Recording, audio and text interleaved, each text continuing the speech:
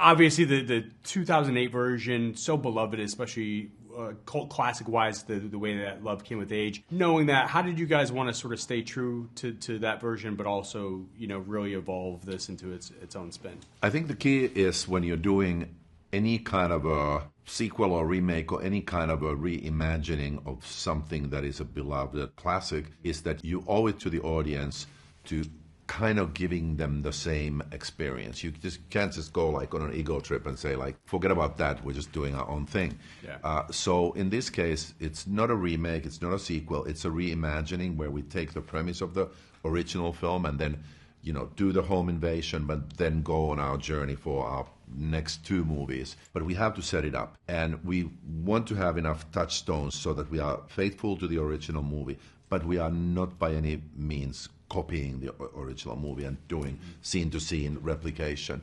So it was just a process of elimination and inclusion, and as a fan of the original movie, saying like, these are the things I loved. I loved the idea that somebody comes to the door and knocks on it and you open it and they ask, is Tamara home? Or the idea that you lock all the doors and only to realize that the strangers are already inside your space. So those kind of feelings, but done in a different, little different way, I think was the key. How did you guys arrive at the decision to do all three films at one time? Was this ever just going to be one film and then it evolved? How did that all work? No, it was, you know, it was really something, I think, very brave and experimental from the studio, that they said, you know, making a remake, is that really interesting enough?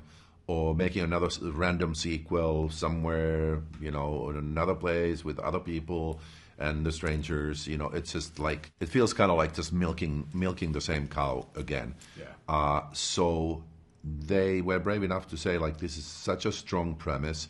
What if we explored it more and made three movies, which basically they answer the question like, okay, if one of these people survived, what happens the next day? And in this case, what happens in the next 5 days if a survivor is trying to, you know, get on with their life and get away from this situation, but they can't? And what do they go through physically and psychologically?